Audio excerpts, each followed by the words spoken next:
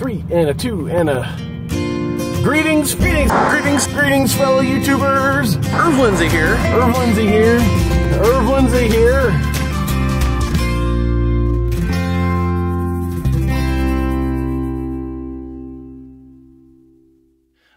So I'm over here on my electronics workbench. It's a little dusty. It's got a lot of screws and stuff laying around. This is where I do small electronics repair. I recently took apart a desktop computer, extracting some parts from it, but this is a great place to do this review of the books. These two books I used extensively. This book I had checked out from the library. I'm gonna tell you about it first. I didn't read it a whole lot. It's simply called The Miami Indians. It's by Bert Anson. This particular edition is copyright 1970, University of Oklahoma Press. I have a feeling it's actually much older. Once I had narrowed down the tribe I wanted to research, because I really had to, there's no way I could read volumes of material on multiple tribes.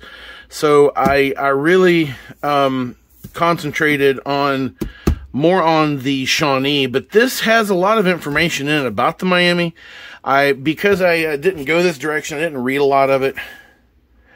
But what it does have are some interesting maps, like this one. How accurate they are, I don't know. But reliable maps I've found are difficult to find. But I got to turn this back in. But I wanted to show this to you because this is one of the ones I thought about researching and I went a different direction. Now, the one that's really been the most help is this one. We'll go over it last. The Other Trail of Tears. I actually bought the Amazon Kindle version of this. This one I really like. Let me center. Oh, it's got a bad reflection. Yeah, it happens with these ones. Have the glossy hardcovers. So it's called the Ohio Indian Trails. This is a really old book.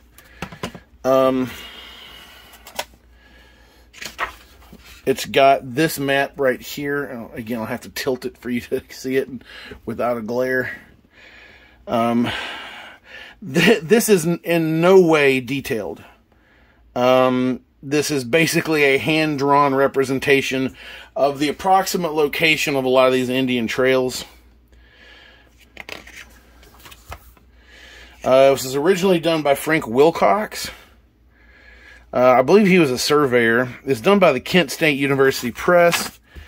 It says copyright 2015, so this is a newer version. But I believe the original version of this goes way, way back into the 20th century. This has a lot of information in it, but it's older information, and it's only useful in so much as it gives you an idea of what this individual believed based on his travels, okay? But what it does have is illustrations he made of things that he saw, stuff like this. This is really, the illustrations in here are just top-notch. Most of them are black and white, ink. Some of them have been colorized. Like there's another one.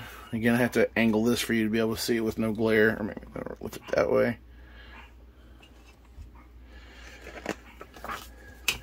And a lot of his illustrations portrayed Native Americans as very peaceful.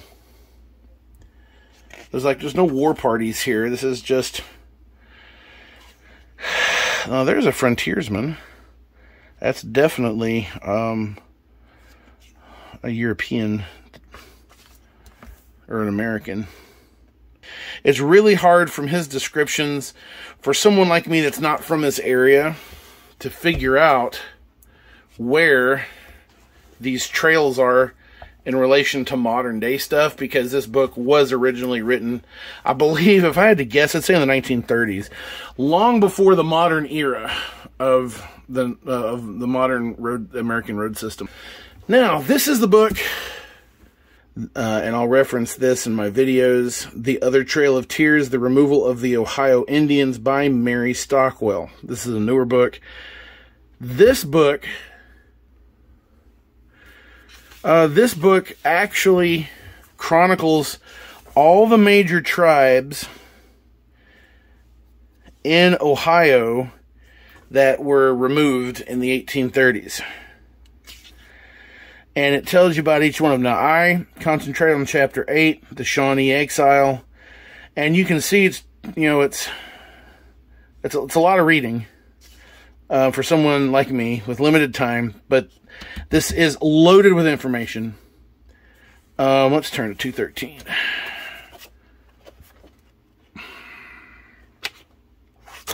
So it's got some interesting numbers in it. Here are some of the numbers. The Shawnee numbered 600 individuals in Ohio, according to this, 117,000 acres, and they were given 150,000 acres west of the Mississippi. Now, I don't put any... This may be a list of what they were supposed to get. I don't know if that's what they actually got. That does say to be given. What I have learned is that they did pass a law. It was the Indian Removal Act, and it was really lousy, and they didn't even get the lousy deal they were supposed to have gotten. They got ripped off completely. Somebody got rich, and it wasn't them, off of all the land they took from them. And this, what's good about this is it has, got a little bit of light coming in from my window right up there. This has information from official government records, from journals and diaries. The military that did this operation actually kept really good daily journals of what was going on. I wanted to show this to you guys. This was the, and I'll show a digital version of this in the video that I'm going to do, but this was the exit trail for the Shawnee, some of the Ottawa, and some of the other tribes that left at the same time. And that's the approximate trail they took as they were led out to the west.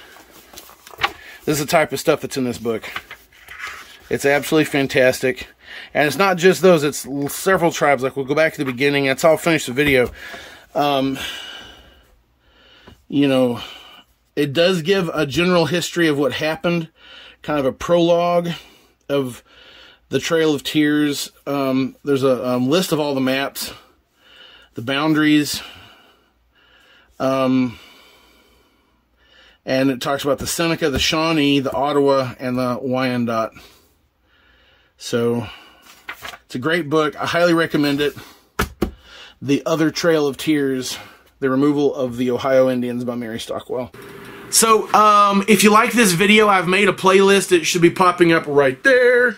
It is some of the best of ErvTV, and if you haven't seen all my videos or you're new to my channel, check those out. You should enjoy those. Some of my more popular videos here on ErvTV. Everybody, thanks for watching. Keep fighting a good fight, and hey, I'll see you in that next video.